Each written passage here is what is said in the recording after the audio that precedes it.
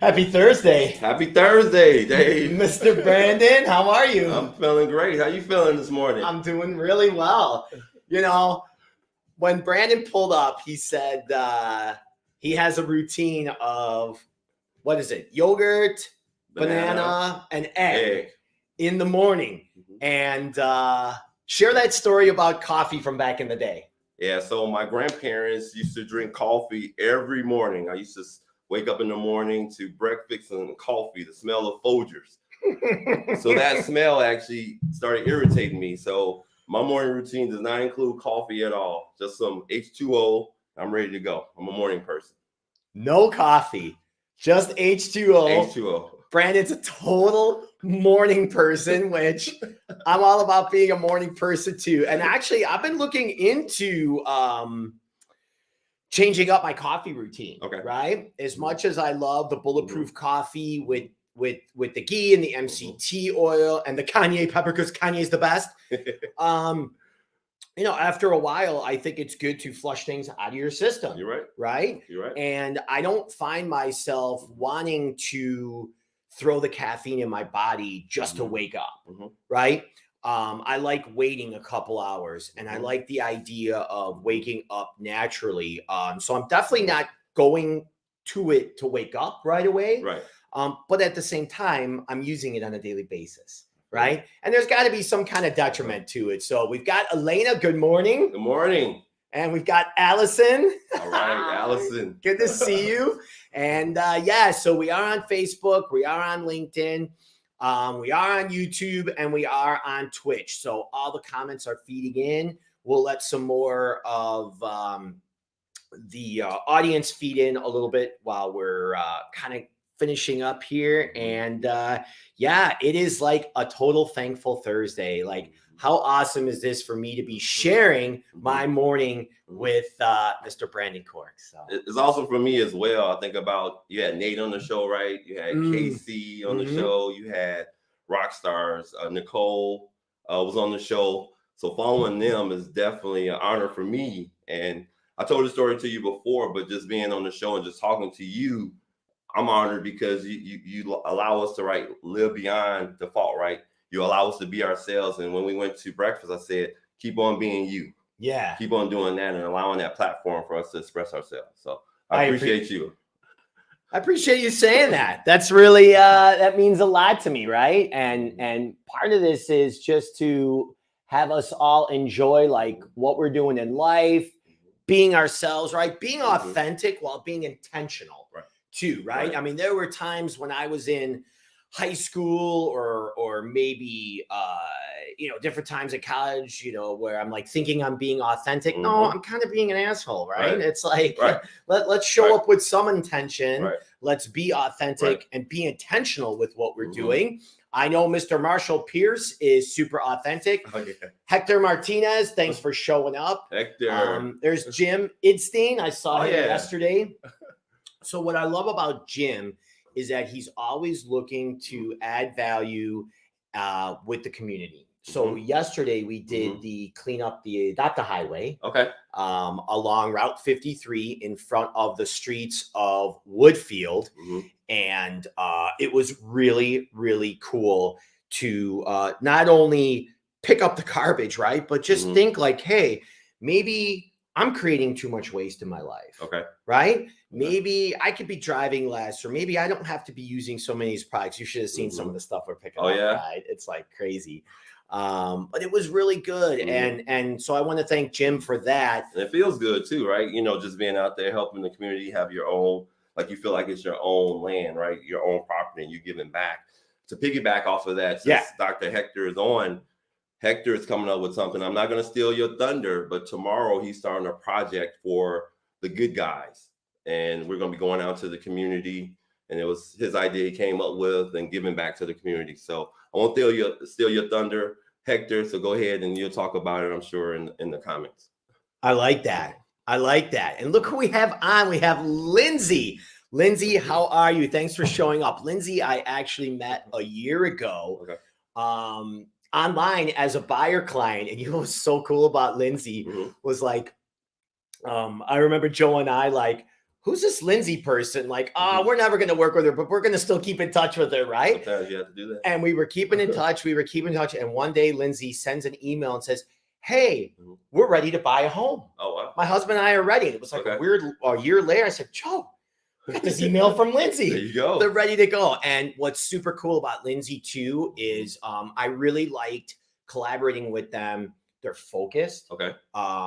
They only know what they can control, and they don't try to control other things that they can't. There you go. And they were really, really calm throughout the whole process. Okay. So as first-time home buyers that moved in from California, like they've only been in Illinois for like a year. So it was such a blessing, a pleasure, and a privilege to work with Lindsay and her husband, Brian. So thanks for being on today. Yeah.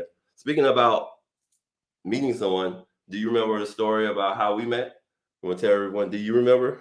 Why don't you share it while I throw on some house music and we get this kicked off? Go on. So I remember the first time I met Dave, it was at a new member orientation at our location at Pulse. And, you know, Dave, when you're walking around a room, you're looking for people. I didn't know Dave. Dave didn't know me. And I commented on your shoe game and your sock game. That was the first conversation we had. Because it's the sock game has to be on point, right? You know, got to wear a fancy sock. The shoe game and the sock game. That's right. I was sitting down. Go on. Yeah. And anybody that knows Dave, he has these power vests that you wear, you know, for your vest. And I commented on that. And that's actually how we started our first conversation. And here we are now. Oh, it's amazing. It's amazing that you remember that. Oh, yeah. Thank you. Yeah, you guys host really cool events and you always bring the community together. People like Ragu, who's joining us right now. Morning. Thanks for being on there. Mark, I actually met at your event and Ragu's event a couple days ago at Village. Mark is an attorney. He was super cool too.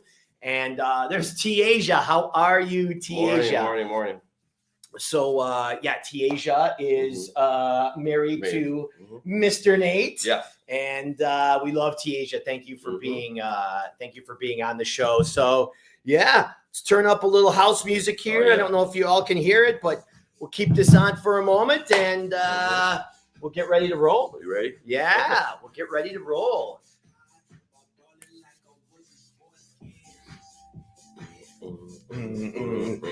So we have Trey Mortimer here, and he is a local Chicago DJ, and I want to say thanks to him for giving me permission to use his music. Right? So how did you get into house music? Because, you know, that's the South Side of Chicago type of thing. And they have the house parties, the picnic. How did you get into house music? How did I get into house music? So I remember when I was 30, my brother was 19. Okay. And what happened was I started really connecting with millennial music, millennial pop culture, millennial connection with technology. Right? And and once my brother graduated high school, he wasn't in high school anymore. So he was doing other things outside of high school. So we started learning more things. Well, he started listening to a little bit of my music. And then I started listening to his music. And he happened to be listening to house music. So from there, it was like, I started jamming on house music and electronic dance music. And then I started getting into the history of it. There you go. And recognizing like it has a long history, right? And coming from Chicago, what I heard about house music was it came from, we had this place called The Warehouse in Chicago. And these DJs would be playing there. Now, is house a mix of what is it? It's a mix of disco and gospel and a little bit, a little bit of that. And it's funny that you say that it was coming from an era where the DJs, it wasn't the MCs, it was the DJs that used to rock the parties way back when. And they're the ones that used to be known and create the excitement. And that's how house music came along. Interesting. So the DJs were it, not the MCs, and that changed over time. So it was definitely the art of music and loving how to dance. So I rock out with you, man. Yeah, I love it. Well, what happened was, from what I heard, was people ended up going to these record stores and they're like, hey, do you have that music that they were playing at the Warehouse? So Warehouse, house music. So like that's where the name actually came, which was super cool. So you know what? We got Joe Williams coming on. Thank you so much for showing up. And hey, we want to thank everybody on this beautiful, thankful Thursday. And let's kick it off. Welcome to this week's episode of Live Beyond Default. It's your weekly dose of personal growth. My name is Dave. Our special guest is Brandon Cork. And our topic is entitlement. And we're going to dig, we're going to poke, and we're going to jam on this one. And as always, you'll love the conversation, the collaboration, the leadership, and the takeaways. And most importantly, the fun with purpose that we have here on Live Beyond Default Livestream. I can't believe it's episode 25. Wow. Yeah, no doubt. You've come a long way. A long way. It's been a long time since I did live radio for 2 years. It's been a long time since I did 27 episodes of a podcast, which was in 2010. Okay. So it was like Joe Rogan, Mark Maron. There was only like a few people doing it. Wow. And now I am super blessed and grateful to be back on and be back live with everybody. So we got Nate joining on now, which is cool. We have Jennifer from Florida. Oh, yeah. Jennifer Pizzo. Oh, yeah. Peace and love to you. What's up, Jen? Yeah. So let's start it off here. 4th of July weekend is coming up, and it really is a time for gratitude about living in America. And we also know that maybe not everybody has had the easiest time or the best time living in America, right? We understand that. Sure, it's the land of opportunity, and we also understand that there's still challenges. Oh, a lot of challenges, yeah, a lot of challenges, yeah. And they all came to the surface, right? In 2020, which we're all about, right? Like, we don't want the challenges to be buried. We want them all to come to the surface, right? It doesn't matter like brown, yellow, black, or white. Like, we all have challenges. And at the same time, you know, we want to live in coherence and cohesion with everybody. There's something that's been coming up a lot called cancel culture. And you hear about canceling and woke and all these different terms. And it's like, you know, it's okay to have differentiating opinions. I think it's okay to disagree with people. It is. I think that we learn more about each other when we do disagree. Right. And we can still be friends. Right. And I like that, right? Like, why can we not be friends just because we disagree on something? They talk about hiring too. You know, as a hiring manager, they talk about, do you hire people just like you? Do you have that umbrella theory that everybody that looks like you, sounds like you, acts like you? Or do you hire different people to give your team more strengths and opportunities and be able to grow wise and have a creative culture as well? So that's a good point too. I like that. And when it comes to hiring too, like, let's not hire yes people. Yeah.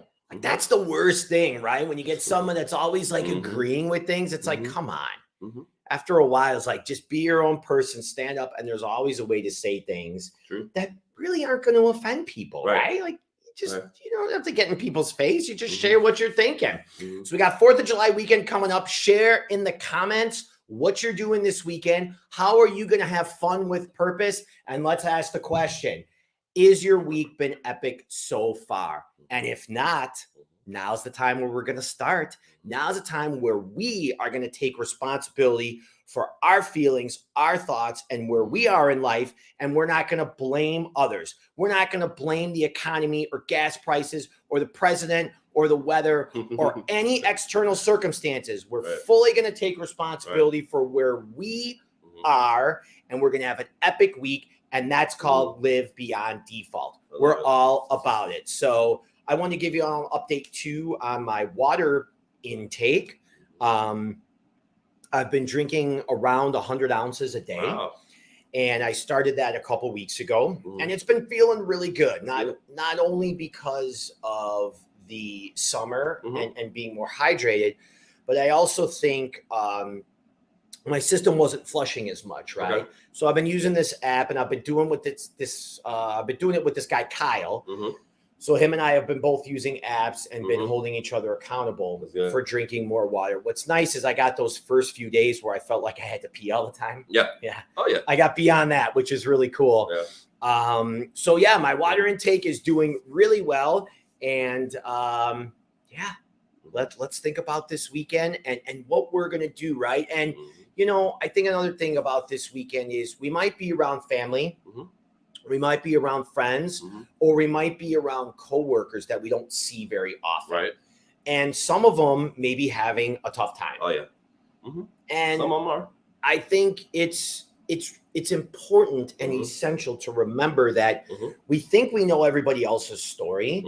No, we don't even know what's going on in our lives, let alone other people's story. I love how we think, though, that we know what's going on in everybody's lives, and we don't. Yeah. Because we don't even know what's going on in our lives. So showing up, listening, showing up with compassion to others, right? And really listening to understand, right? Versus listening to respond back. Right. Like, we don't have to think about what we're saying next. And that's so hard to do. As I find myself getting older, I heard this before, right? But your story can be totally different than someone else's. You already got it in your head. Okay, that's an excuse. They could do that. They can do better. They can do that. But you make excuses for yourself, and it's okay. So you got to live beyond that. You know, I like that point too, because I think our brains are really wired to just all of a sudden think that we know everything again. So when we hear something, you know, it's kind of like the plane theory. Have you heard the plane theory? I haven't. So you see a plane take off and you know what it looks like, right? And what our brain does is, so we keep the brain capacity going throughout the day, and we can absorb and learn and be creative. What happens is we know what it looks like when a plane takes off. We know what it sounds like, right? So our brain compartmentalizes that and says, oh, we already know this. And the reason why it does that, because if it didn't, we would be sitting there watching planes take off all day, right? So it's kind of like that metaphor theory. So then it's like, okay, here's this like tall guy who's in good shape, and he works in technology, and he's a black guy. So all of a sudden I'm going to compartmentalize and think, okay, so he's this. Well, it's like, that's not really the case, right? But our brains tend to do that. And that's why we like to get beyond that. So we've got Joe Williams saying that he does the same thing, and he's at 75 ounces a day. That's pretty good, Joe. It's great, Joe. 75 ounces is rocking, man. Like, and you can feel like how much water is really good for you. You kind of know, right? You know, if you're drinking too much or not enough. Looks like Elena is going to a pool party to celebrate Independence Day. Jennifer says that's why we have 2 ears and 1 mouth, to listen twice as much as... My grandmother used to tell me that all the time. Tell me. Jen. She said, boy, you keep running your mouth, shut your mouth up. I used to have that little check mark by self-control in grade school. I never could shut up. She said you got 2 ears for a reason, so you can listen twice as much as you talk. I love that. I love that. The nuggets grandmothers give you. Oh, God, grandmas are great, aren't they? They are great. So I say we dive into it, right? Let's get in. Let's dive into it. We're going to talk about entitlement here. And, you know, I brought this up to numerous people, obviously, including you. I brought entitlement up to numerous people throughout the week. And they were firing back at me with text messages what they thought entitlement was, what they thought it wasn't, what they thought it does, what they thought it doesn't. That rhymes, huh? Yeah. And how do you want to first of all, hey, if you're just joining us, we're on episodes 25 of Live Beyond Default. We have got Brandon Cork here. Maybe you're listening in your car, maybe you're watching the replay, or maybe you just have a tab on in the background and you're at your desk at work. Thank you for joining us. It's super cool that you are here, and we appreciate that. So let's start off with entitlement. And we talked about some topics, and that's why it's kind of funny that we're laughing. And we had a list of titles and topics. And this one, just for me, stood out a lot more. And it's deep, right? And it's okay. Yeah. Because entitlement means different things to different people, as we found out, too. When you were asking people and I was talking to people, and even my meaning probably means something different than you. So when you heard that topic, when you thought about it, what did it mean to you, Dave? Well, the first thing that entitlement really means to me is, I say that we as human beings and as a species, we are entitled to grow. Okay. We are entitled to learn. Okay. and we are entitled to create. Okay. So I take maybe the denotative, which is the dictionary term of entitlement, and I give it a connotative spin. Okay. So my connotation of the word is that I am entitled to create abundance. Okay. I am entitled to success.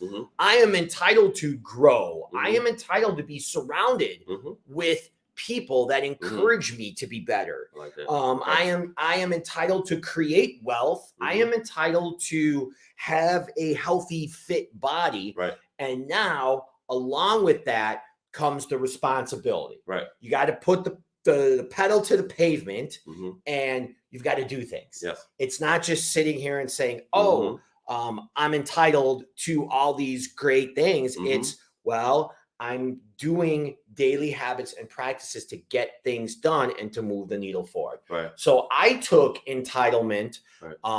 Maybe I have spun it over the years into being more of a positive. Okay. Like versus like a take. I like it.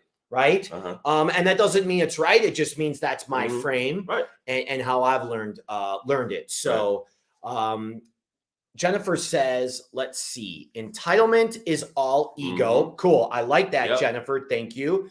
Jackie says entitlement. Jackie, good to see you. Jackie says entitlement equals the fact of having a right to do something. Okay. Maybe that's a little more how I'm saying it. Muhammad says, looking great, both of you. Thank you. I don't know how I look good next to this guy, right? Oh my God, what's going on here?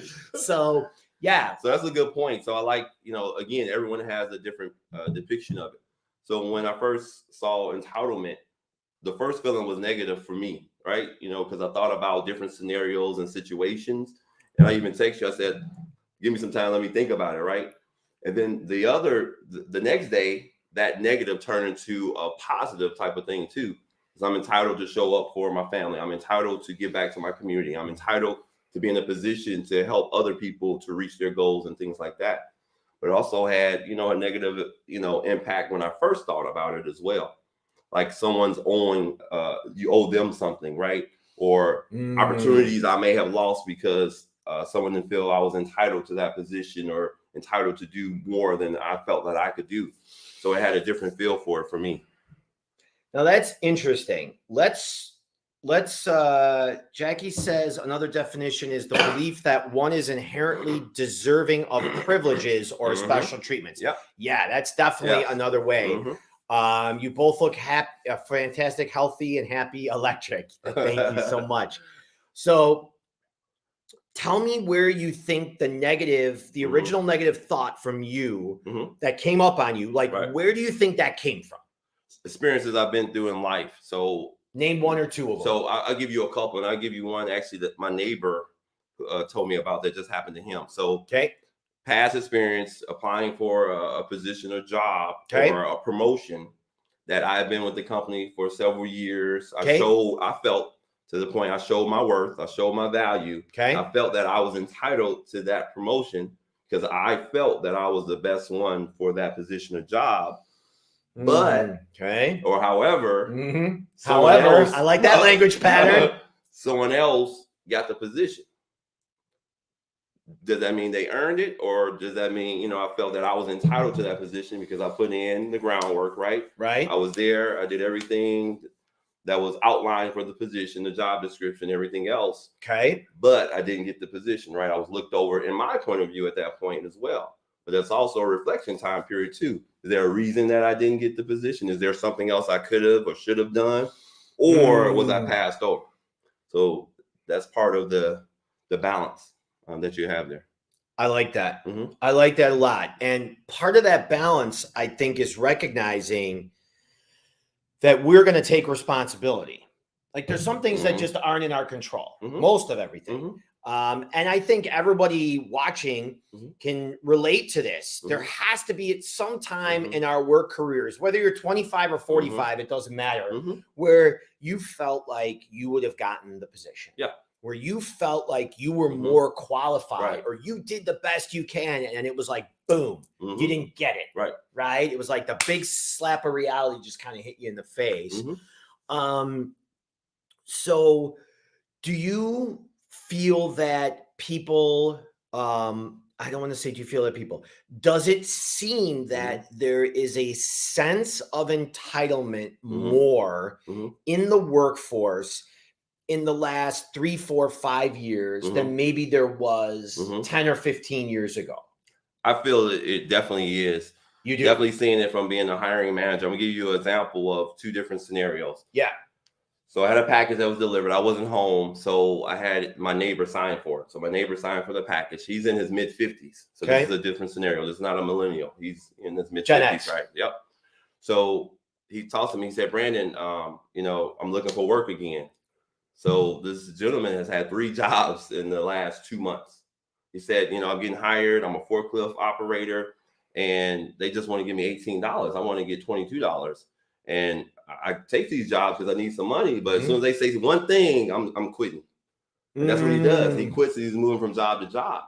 So in my head, as a hiring manager, I'm like, well, if I'm looking at your resume and I see all these jobs that you're hopping back and forth, to me, that's not somebody I want to hire. But does that mean he's entitled, or does he know his worth?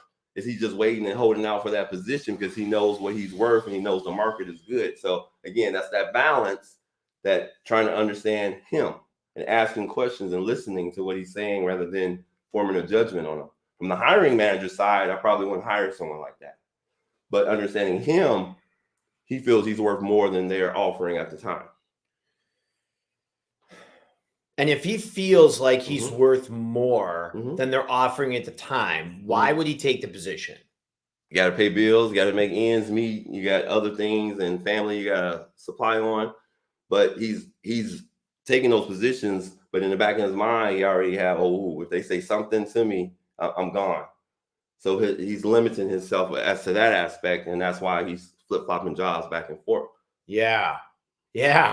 And history definitely is part of it. Would you have hired him? Personally, no. Personally, no. I don't even want to hang out with the guy. Personally, no.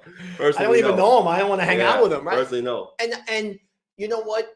Part of it may be like, I look at it as this: like, is it a pattern, right, or is it an isolated incident? Yeah. And this is a pattern, and this is, to me, it's a pattern. And I think that's where, like with me, 7.5 years ago, what I found that like drinking became a pattern and a detriment to my life. So I decided to stop. Okay. And does it mean that it's a problem for everybody? Of course not. What it means is I took responsibility, and then I started looking at patterns in my life of things that I was doing, or maybe things that I wasn't doing, and things that I was avoiding, right? And recognizing. So in that case, like, how do you think that 2020 now, because we've had a lot of patterns, and of course there's still isolated incidents, but how do we factor 2020 and the job mix in with that? That's a good question, because I know 2020 was huge for me and you too. We both changed positions and took a leap of faith. Yeah, we did. Yes, we did. So that's huge. And of course, it does play a factor into what things now, because even 3 or 4 years ago, it didn't feel that. And millennials, if any millennials are on, I'm not saying anything against it, but they have that stigma and been labeled as being entitled, right? And maybe that's not true. But coming out of college, they are expecting more than we did in our generations before us coming out. We just wanted a job, we wanted to get work, and we wanted to get experience. Right. And now they're coming out like, hey, I got this expectation. Maybe the job is only 40,000, but I want 60,000, or vice versa, and things like that. So they might be have that stigma as being entitled, but maybe it's not true. Maybe they have that stigma, and maybe it's a little bit true, is what I'm going to say. At the same time, maybe it's other people, generations that are complaining because they're doing what others didn't have the guts to do. That's a good point too. Or maybe they're they have the audacity, and I say audacity in a positive way. Maybe they have the audacity to ask for what they want versus having to have this corporate structure, right? And part of that is why I believe I connected with my brother, who is a millennial, right? And I'm Gen X. So for me, I saw that mentality, and I still consider myself mentally as a cusper, right? Like as a Gen X millennial cusper, because of my mentality and my thoughts and my lifestyle is much more towards a millennial lifestyle. So I'm not defending. What I'm saying is that I was not aligned, even though I stayed in that corporate structure. I just wasn't aligned with it for many years. And I finally recognized that I was worth more. Doesn't mean being in a corporate structure is bad, right? You came from billion-dollar companies. And you made a shift also. Like, it reminds me of like, what about entitlement versus expectations? Does that ring anything for you? Like expecting something, right? So like how I'm a Gen X too. So I was born in 1980. So that's the cutoff. So like you, I kind of relate to some things that millennials do as well. You know, when we were growing up, and I think we had this conversation before. I didn't know you were Gen X. I'm Gen X. Okay. So when you had a Ford, and this is from my father and their father, you had a Ford for life.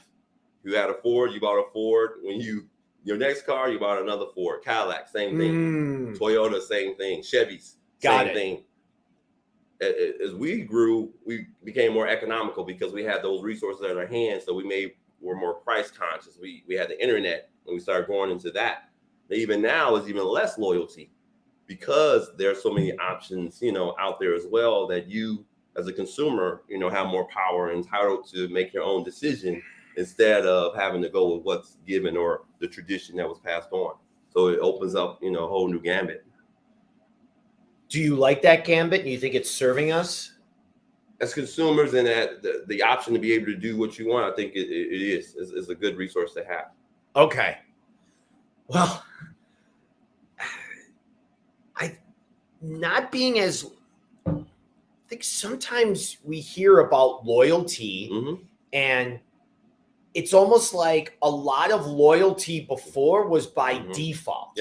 Right? Because it's like, well, think about it. Earn it, right? It is what it is. You've got to earn it. Like why should somebody be loyal to me in a business sense, right? Where there's an exchange of money, because they're the same ethnicity as me, right? Oh, well, we're Italians, we stick together. I don't know what that means, right? And I've heard people say that before. And at the same time, it doesn't mean you're not promoting or encouraging people that you're around, but it just means also like, okay, well, just because he's black, does that mean he has to do business with another black guy? And it's like, well, do you have to be loyal in that sense, or do you first perform and prove yourself, right? And I think that's where a lot of the entitlement comes in, where it's like, oh, people are jumping ship because it's like, well, we want to come in and make all this money. At the same time, it's like, well, come on in the job, prove yourself, go out of your shoes and grow out of your clothes. Like act as if you're already in that new position, right? You got to start somewhere. At the same time, though, I think a lot of the loyalty just because you're bald or female or black or living in this region, like that doesn't necessarily mean we got to be loyal. And then I think if we're jumping ship, it's not really jumping ship, right? It's making a decision that maybe I always throw it back on myself, right? If this person's not loyal to me, whatever the loyal even means, what did I not do as a real estate agent? Okay, to earn it, gotcha. Right? Okay. What did I do as a boyfriend? Okay. What did I do as a brother? Okay. Or more importantly, what didn't I do? Right.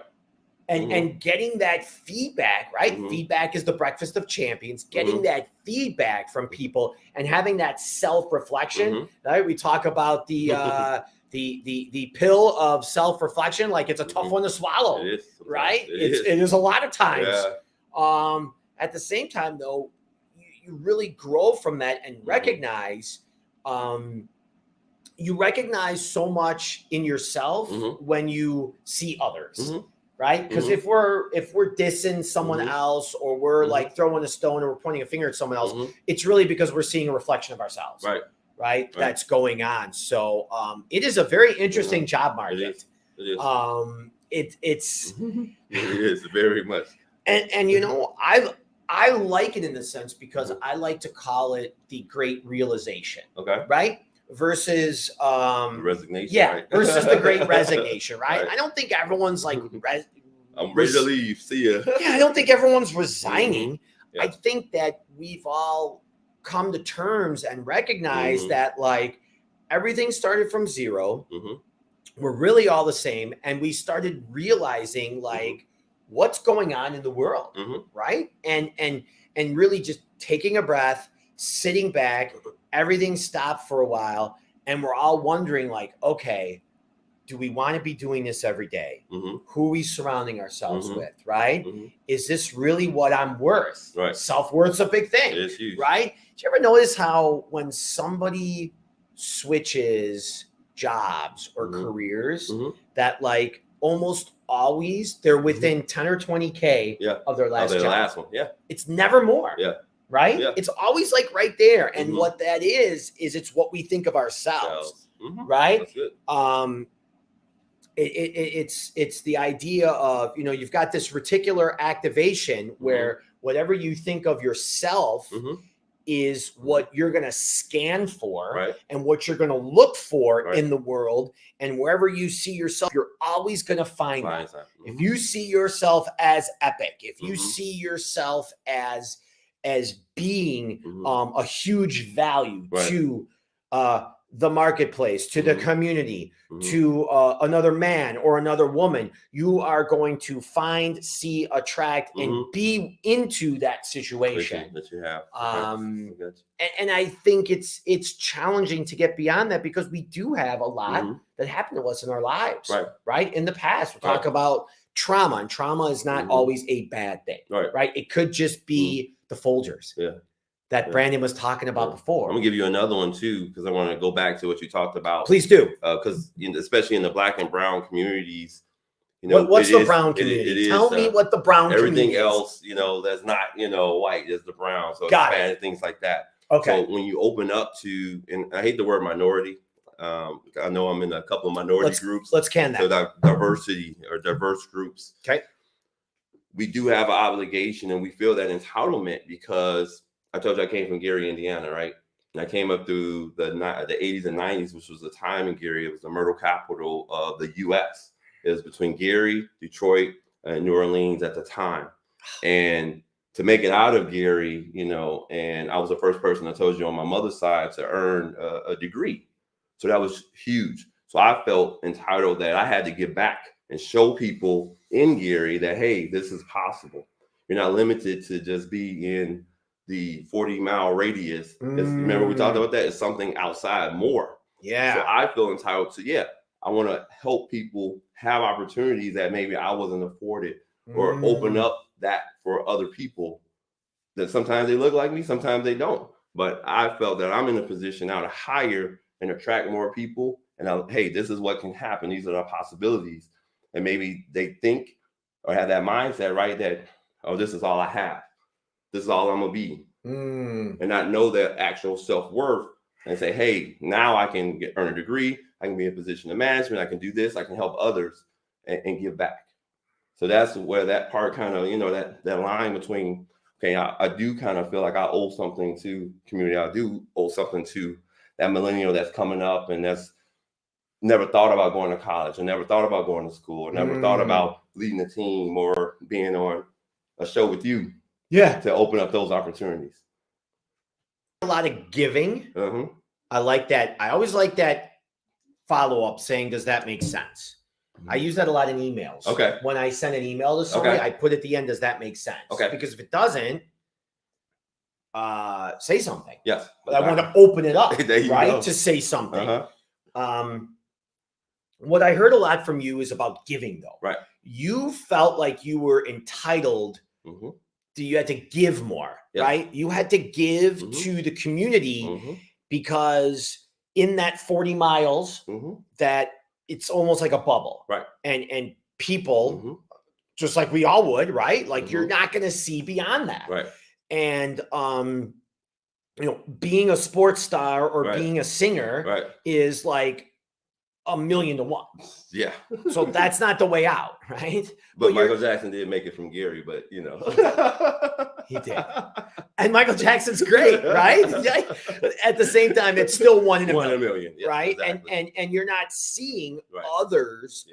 You're not seeing other representations and other. We always say role models. It sounds cheesy, but we don't see other people that are doing this and that are encouraging us. So now you felt entitled to be that person. Yeah. You got out of there, not getting out of there like running away, right? You found a way. You saw that there was more, right? And then now you're sharing that with others that are there that maybe don't think they can get, that they can have anything more. So to me, that all sounds like giving. So I'm going to ask you now, do you feel like because you were in that situation, let's flip it from giving to taking now. Okay. Do you feel that you're entitled to say, get reparations? Okay. Do you feel that you're entitled to be hired somewhere because a company should have a policy in place that X amount of employees have to be black or brown? Yeah, just like the NFL has a policy, you got to interview someone, that's not white in order for a head coaching position or a general manager position. So it's the Rooney Rule. So okay, so what do you think about that? Because you talking about entitlement was just all about like I feel entitled to give back to Gary, Indiana, which was the murder capital of the country when Brandon lived there. Yes. Like that's a big story, right? We haven't even tapped into that. There's so much to go on here. There's so much going on here. But Brandon came from a place of giving. He came from a place of adding value, doing the right thing just because, right? That was the entitlement. So I flipped it on him and said, well, now what about the other side? Yeah. Like, do you feel entitled because you got dealt that hand? Yeah. Do you feel like you should be put more to the top? Do you feel like you should have reparations even beyond that situation? Like, what are your thoughts? That's a good question. Yeah. For me, because of the way I was raised, my grandfather was a military vet that was in the Korean War. I was raised to always, you had to earn it. And that's why, though, that I work, and anybody who knows me and around me, I work twice as hard, or feel like I do, than anybody else.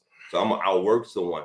So I don't want anything given to me. And I think most people don't want anything given, but they want that opportunity to be in the conversation and then earn the right, earn the position, earn the promotion, earn whatever's out there. But some of us, have not been given opportunities or have the same opportunities available. It's not an even level field. It's not just black and brown I'm talking about too. I'm talking about women as a whole, because when you talk about entitlement, it includes women, right? It includes women, includes everything. It includes generations, includes race, whatever's out there, just to have that even playing field. So if you have two qualified people and one's white and one's black and they're equally qualified, who do you choose? The best person for the job. Man, woman, race doesn't matter. The best person for the job. I love Period. I love it. This is, to me, this is what moves people, generations, and our ideas forward, right? We're not going to agree upon everything. Like, we're digging, right? We're not playing softball here. I'm not waking up at 5 a.m. Right. Fuck around, okay? Right. And when you say something, they put stars on LinkedIn when the replay comes up. That was it. Yeah, because it's captioned, so they put stars on the swears. It's kind of funny. But you could drop a couple F-bombs. It's kind of funny. But the thing is, like, I like what you said, that you've got to earn it. I like what you said. Oh, and that's super cool that you have relative that served the country. Yeah. So that means a lot to me. And thank you for that, because I know what we have here. I know what I have, right? So Gabby here is saying, Gabby, thanks for showing up. What about entitlement versus privilege? Okay, cool. So let's keep being real like we've been from the beginning, right? I'm a white middle-aged male, right? I've got all the freaking privilege in the world. I mean, think about it, right? Like, look at me, whatever I even am, right? But I got all the privilege. I'm living in America. I'm a white male. And where does that put me? Do I need to act different? Do I need to talk different? Do I need to feel any sort of remorse? I don't want to call it remorse. Like, there's a point where, like, I don't want to be walking around on eggshells. And why am I having to change the way that I think or say certain things? Not because, well, I didn't do it 400 years ago or 20 years ago, whatever we're talking about. It's more like, I'm just being me. I understand that a lot of us have gotten effed over in many different ways, whether you're woman or trans or this baby or black or white or whatever. Like, I get it. At the same time, do we want to put more energy towards what's happened, or recognize it, realize it, and be aware of it, and like move forward? Like, so let me ask you this, Dave, yeah, because I think it's part of what she's talking about too is, do you ever feel that your privilege, or you have been put in a position that you have gotten things that maybe others wouldn't because of being white, being, middle-aged, and being American? Do you feel that way? No. That's where privilege comes from. Not at all. Okay. I don't feel that way. And I think it's for a couple. Now, I feel privileged because I came from a family that became well-to-do. Okay. And then that's been a limiting belief for me that I don't necessarily deserve success. Which, if you look at my success curve over the years, there's been many years where I just made around the same amount because I didn't believe like I deserved it. And we talked about that too. Yeah, definitely. And I'm not, and nobody's here. I'm not asking for sympathy, right? It has nothing to do with that. I'm just sharing. Like, that hits a note with me. Do I feel like I'm privileged? I feel like since my second year in my career, I've been 100% commission. So when it comes to me, I always feel like I earned the position I was in. I earned the money that I had. And I don't know, did I get an apartment or did I get a job? Being in sales, you're usually just getting the job because you're bringing in the dough. So for that reason, I'm sure there's things and I get looked at differently. Like Chris Rock says, right? He's like, I make more money than anybody in this room, right? I'm in better shape and I'm better looking, but you wouldn't change shoes with me for one day because I'm black. And I'm like, wow, like, that's really powerful, right? Like, that's really powerful. Like, he said that. So it's not that I'm delusional and I don't recognize that it's going on. I think it's more that I want to put what you focus on grows. What you resist persists. And that's a big thing for me, right? Like, I don't want to resist things that are happening because I feel like the system is set up to defend itself. And eventually it just makes us angry at each other versus like growing and trying to figure stuff out. I don't know. Did that say anything? No, it did. And I'm looking at. Did I say anything? I don't even know what I said. I'm looking at, definitely being in leadership. Michelle, made sure, to see us and give us kudos. But Martine talked about it too. They want position. They want those same, just opportunities. It's all about opportunities that presenting itself, right? Okay. Gary, for instance, the average income for a household in Gary was around 30 to 35,000. That's a household. That's not that's one person. That's household is combined. So when you think about that, definitely being and having the opportunities because of being educated. Because I told you I went to school outside of the state, so when I went outside the state, it opened me up to different cultures, to different people. It opened me up and my knowledge grew. And 3 degrees later, I understand a lot more and I've seen a lot more, tasted different foods, you know, to be able to, okay, this is what's out there. It's not tasted different foods. Yeah. Oh, you mean you weren't just eating collard greens no, and I wasn't sweet eating potatoes? One particular thing. I was eating, you know, other items as well. But don't get me wrong, I still like my soul food, right? That's my number one soul food in Italian, right? So, but it opened me up to different things. That, okay, it's something more than, you know, what's in my 4-block radius, right? You know, that you can do more. And then also that you can achieve more. And then when you see somebody, you talked about role model, but when you see it, right? So during that time too, Glenn Robinson, who was a basketball player from Gary, he actually, again, he felt entitled in that giving back. He came back to Gary and opened up camps and was trying to find that 1 in a million person, that basketball star. Say, hey, I made it out of Gary and look what I did. I was in the NBA for 10 years. I went to Purdue. Shout out to Ragu. I know you went to Purdue, I think around the time that Glenn Robinson did. But, you know, being able to open up opportunities for other people potentially, right? Okay. Just to have those doors open. So it's very important too. Yeah. And unfortunately, Dave and I can't talk from a woman's perspective to understand, you know, entitlement and what that means to you all as well, or if you all have been in situations that we haven't been in with this men versus women. So in the comments, if you've been in a situation, please let us know as well. Yeah, I like that. I like that. Thank you for engaging. And thanks for being on here again. This is episode number 25 of Live Beyond Default Livestream. Whether you're just joining us, whether you're watching the replay or you're on live the whole time, we are so excited that you are here. So I wrote a couple things on here, like conditioning by parents, teachers, bosses, peers, and social media. Okay. So there's a lot of conditioning that's going on. And we know that. And I think the influence is even stronger now, right? We recognize that even back in the day, like other people had more influence over us than our parents did. That's why we became more like our peers and other people. And then the parents would kind of wonder like, well, why aren't you listening to me? It's like, because you're my mom. But it's like, no, but why aren't you listening, right? So now we have so many things vying for our attention, right? And I see so much tribalism, I like to call it, right? I like to call it collectivism. I like to call it like but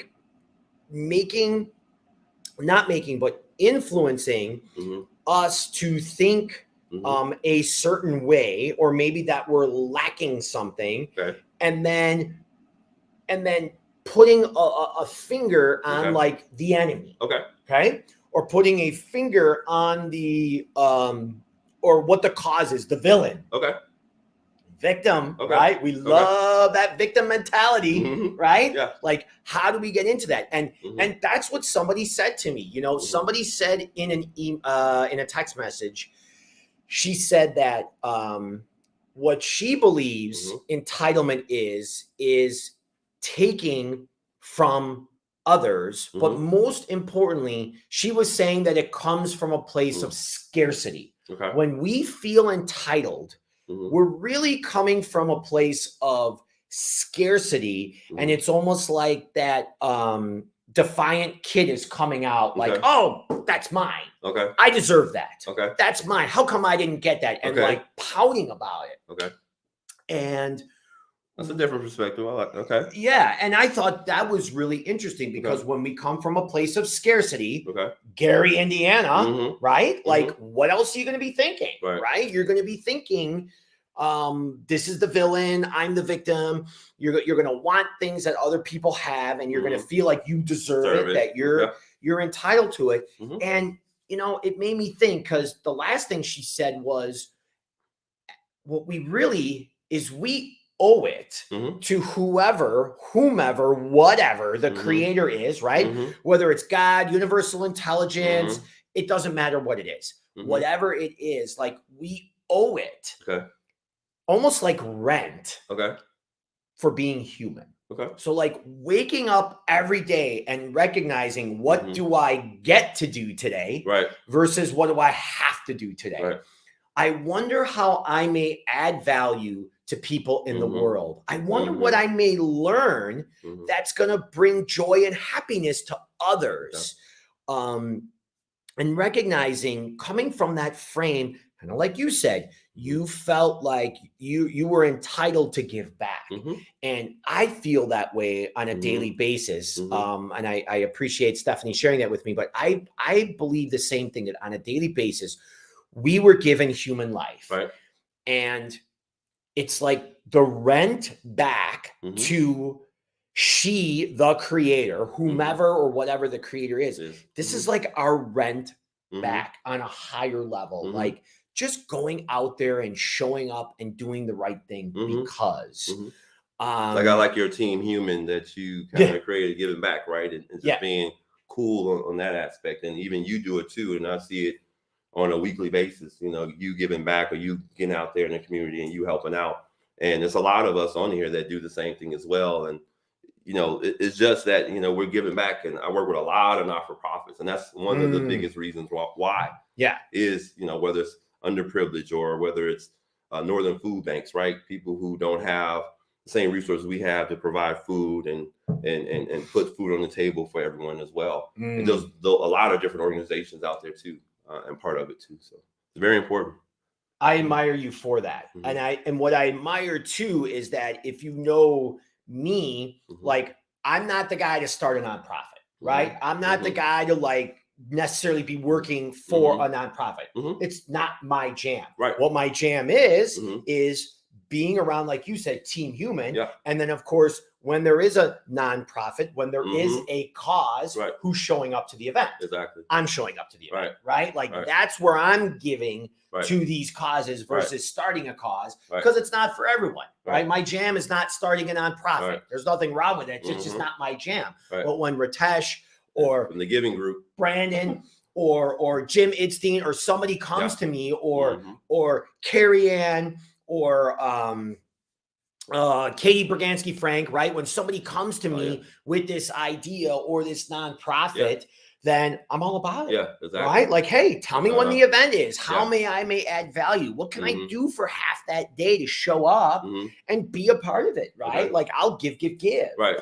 Allison has a good one here. Allison's got a good one. Let's see. I've been in a situation where I was selling scuba diving equipment. I was fully trained and educated by the manufacturers to understand these products.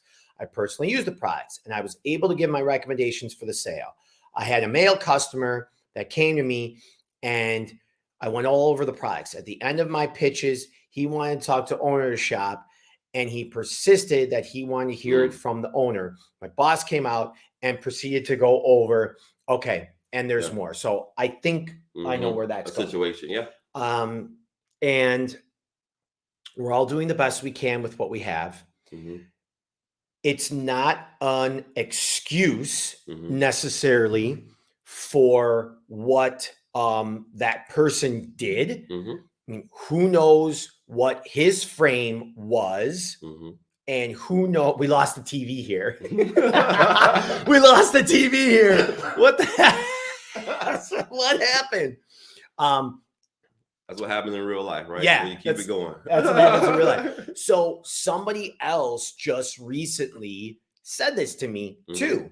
They said the same thing, Allison, and I so appreciate you sharing that. They were saying how somebody was asking for somebody else to help them and not really listening, right? Because you could tell when people aren't listening to you, their eyes are just kind of glazing over, right? And they're not paying attention.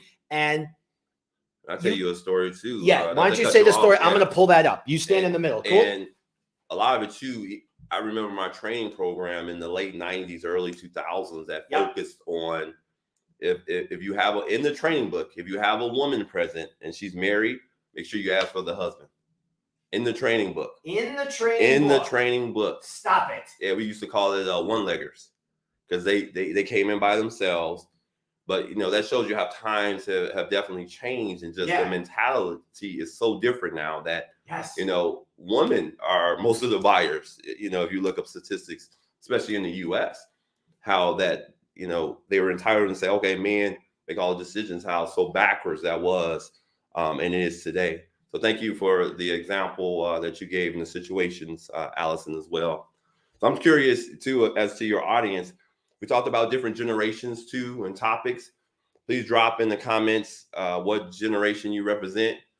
So we can definitely be interested to know what Gen Xers we have, Gen Ys or millennials, and even Gen Zs. If you have anyone, 21, 22, 23, 24 on there as well, I'll be curious just to see that as well. I love me those Gen Zers. Those Gen Zers are awesome. Okay, good. We are back on. Thanks for your patience on that one. Yeah. And Allison, you really did bring up a good point. And to think still like in this day and age that it's still happening. Yep. Right? Like it's still happening. And this shows just how deeply ingrained these values, some of them not good, right? Like I like to think that there are still fundamentals from back in the day, whenever that even is, that are good, right? Waking up, working hard, being aware of what's going on, right? Building community. At the same time, there's a lot of values that this country and other areas were built upon that really aren't so good, right? And they're not gonna serve anymore. And that's why we're bringing it to the surface. And that's exactly what Allison is talking about here. And yeah, I don't know how that feels, Allison. I can't imagine what that did to you and how you felt after that. I'm curious about how your boss handle the situation. The situation, like maybe after he took care of the client or talked to them. Not that you couldn't take care of him, but whatever he did with them. I wonder what your boss said to you afterwards, right? And what his frame was, because I would be super interested in that. So yeah, because in that situation too, being in management, things like that, to me, I have to empower Allison or empower her to make that decision, right? Or empower her in front of the customer. Like, hey, what did she tell you? And then go with that to empower her to, I don't want to take away from it and come in and say, oh yeah, this and go over the whole spiel that she just went over. Because that then diminishes her. Yeah, it diminishes her. That's like a whole nother we gotta put it down. It's like my head's starting to blow up. That's like we gotta put it down as a topic for next week. Oh my gosh, it's like a whole nother topic. So, all right, we've been on for an hour. An hour? Oh, it has been. I know. Take a look over wherever my hand is pointing. I know. And we just scratching the surface. That's so funny. Scratching the surface. So, what do you think? Is there anything you want to bring up again? You want to bring something up to close out the show here? So a couple of things I looked up too, just to close it out. Yep. Examples of entitlement tendencies, and I think from this show we show that entitlement can also be perceived negatively, but also a positive spin on it as well. The giving part of it, but also the tendencies. The top 4 tendencies I saw that I read about was that the same rules don't apply. Same rules don't apply. Okay. You freeload because you're like, oh, well, I'm entitled to that, and that was that give me mine type of mentality that you talked about. Yep. Disregard rules, and that's a big no-no, right?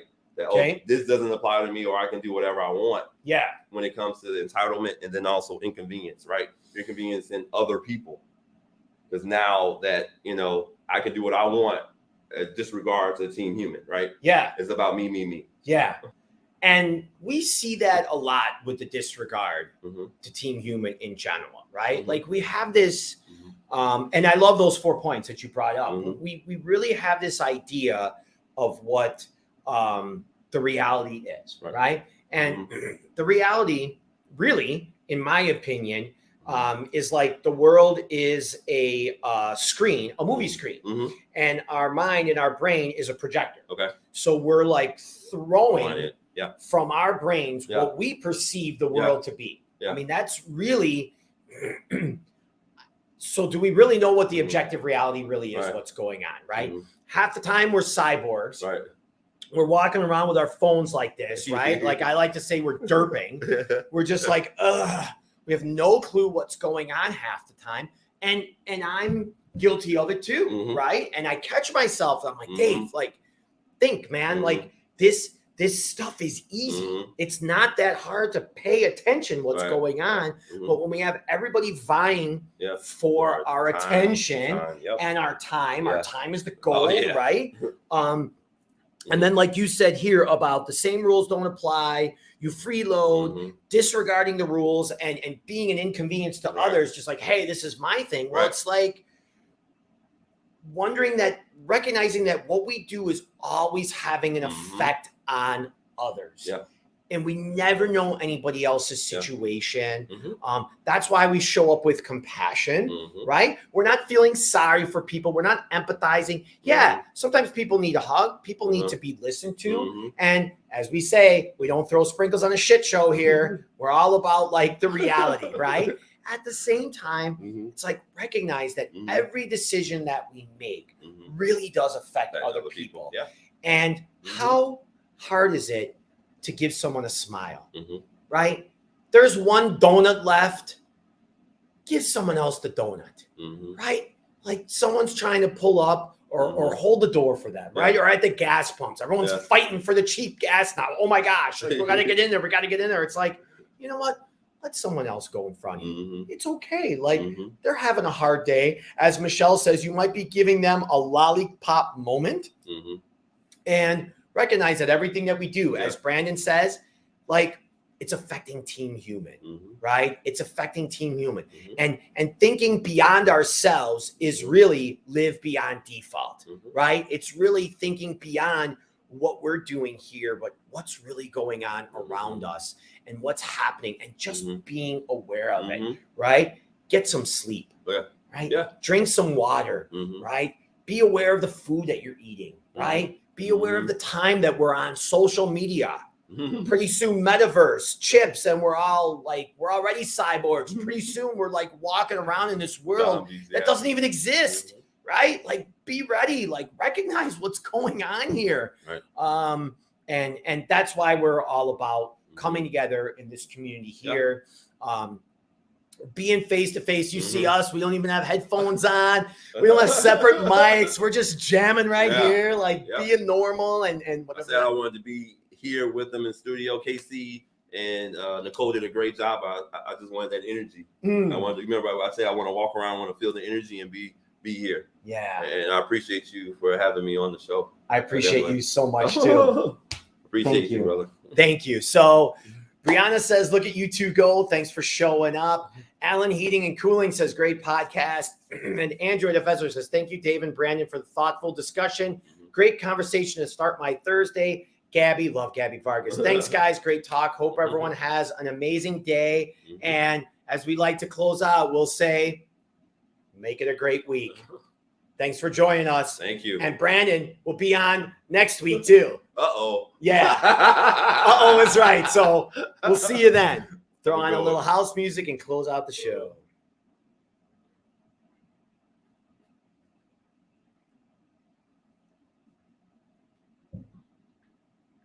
Look at that. Look at that. How much fun did we have, huh?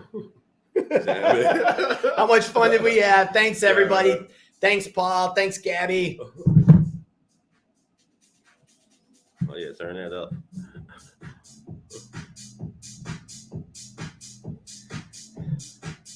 I had fun, brother. Right? Yeah. Fun. That was good. Look at that. Hour and 8 minutes. It goes by so fast. I didn't even look at the time until you said something. It flies by. It's just amazing. You almost can't even keep track, you know? You can't keep track. So you know where I met this guy at? He was DJing at that car show for Clearwater Capital. Oh, really? Yeah, I remember that one. Yeah. With the $1 million cars or $500,000 car. Yeah. He's playing all this house music, and I'm like, dude, you're playing all this cool house music, right? So I checked him out, and I emailed him. Okay. Like, hey, man, can I use some of your songs? That's awesome. And he was like, yeah. That's awesome. So I thought it was super cool. But, yeah.